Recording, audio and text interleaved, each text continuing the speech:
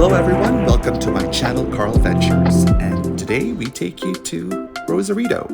Embarking on our Rosarito Odyssey, the Amtrak's rhythmic cadence carried us through the sprawling beauty of the Los Angeles-San Fernando Valley. Our journey unfolded southward to the historic Santa Fe Depot in San Diego, and a meeting point where excitement met nostalgia as we met our friends and reunited for an adventure across borders. Entering Mexico, we were amazed at the amount of vehicles that were lined up to cross the border. And as you can see here, traffic was insane and people were literally trying to just get into the lanes so that they can exit the US into Mexico. These are the border walls that have been controversial. And we finally got to Tijuana, Mexico and drove to our hotel in Rosarito, where we found ourselves just walking around this famous Rosarito Beach hotel, which is sort of a museum of sorts because it's been an establishment in the area for over 100 years. It was actually built in 1924. It was empty, of course, because in the hush of the off-season, the quiet streets were very obvious. And as you can see here, the decorations were absolutely stunning. The tile work, the mosaic, the murals, they were all over the hotel. There's like a chill actually that hinted at the solitude of this coastal town at this time of the year, which was good because it wasn't really crowded. Because during the summer, this place can be bustling and elbow to elbow, and people are just kind of crazy packed.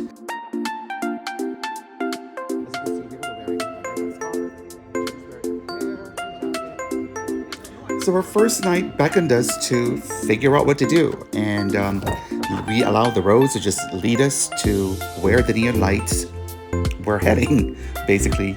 And we found ourselves just laughing and totally enjoying the atmosphere of lights and cold weather.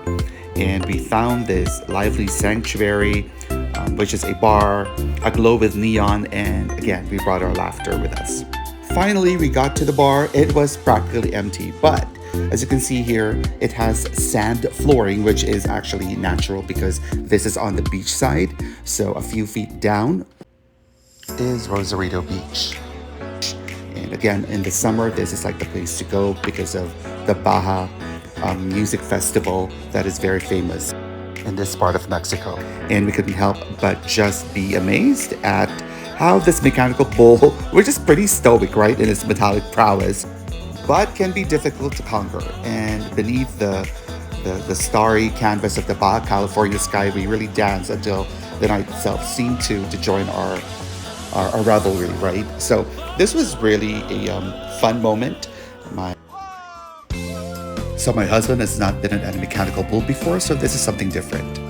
And I took this in a slow-mo. I think it's a bit more fast than what this is projecting. And our friend Judy, the controller, was sort of playing with her, and it was such a hilarious drop. And we were just laughing all night long because of this. So it was very chill, and we walked back to the hotel and did some karaoke, of course. And karaoke is everywhere. Even in Mexico, it is famous. And so we had fun. And on our second day, the breakfast became the prelude to our well-awaited scenic drive towards Puerto Valle Wineries. And we were just enjoying the food because it was really good. A lot of specialty seafood Mexican dishes. And I particularly enjoyed the shrimp omelet. And this is our drive to Puerto Valle. And we were just mesmerized by the ocean views. Similar to the ones, of course, in Southern California because it's on the same coast. However, it gave us this different feel because we are in a different country, although we're less than 100 miles away from the US. And so we were heading to this winery called El Cielo. And El Cielo has sprawling vines reaching for the heavens. And pretty much the vines welcomed us into such a sensory overload, right? And so this is the winery. We went down and Matthias had fun playing around with the barrels, as you can see here, like a kid. And this is such a world-class winery with a lot of inspiration from Western Europe, from the wineries in Europe. according to the video, that they make you watch before you head down and enjoy the wine tasting. So the cellars are again downstairs, and we were assigned a guide, and he explained to us what the history was. And we watched the video as I mentioned. And this is one of the private dining areas, or maybe wine tasting areas in the winery. And this is very reminiscent of wineries that you see in Italy.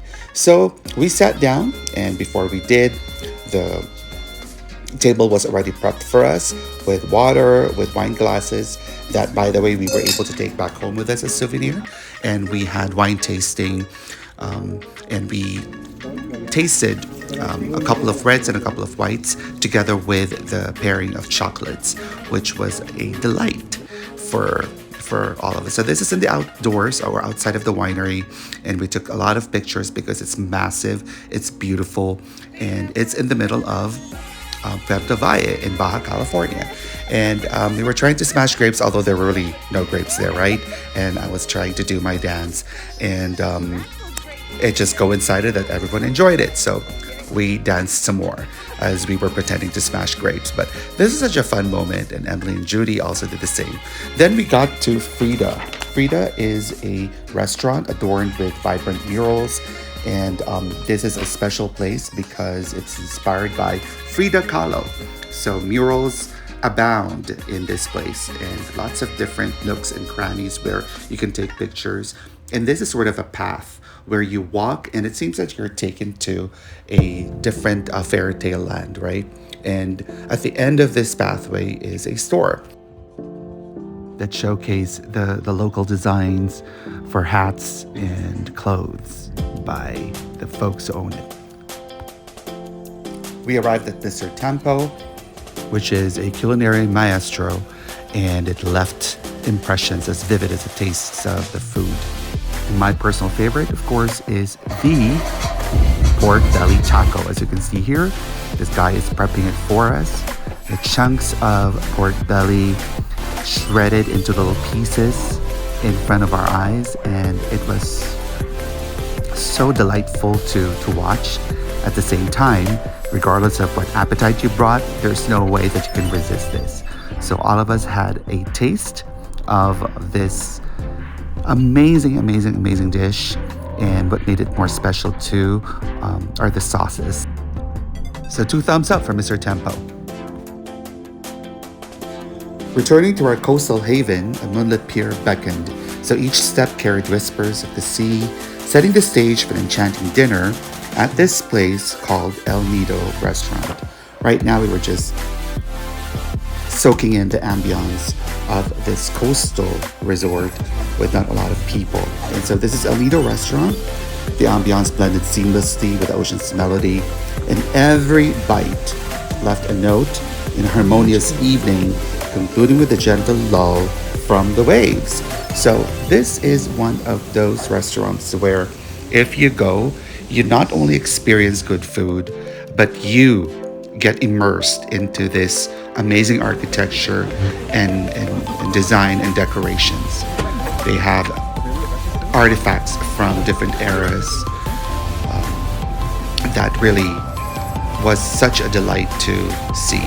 This is the front of the restaurant, and we returned to the hotel, and we enjoyed more of the paintings and murals, and in particular sort of the sign of the times when this was built. Lots of tile work, which is inherent in Mexico, and this reminded me of some of the decorative bathrooms that we see, right? But this is actually one of their display rooms where they displayed old stuff from back when it was first built. The following day was a sad day because we were on our way back. This was us trying to cross the border or preparing to cross the border because we didn't have Century IDs. We only had our passports. We had to actually get off the car and go through immigration check.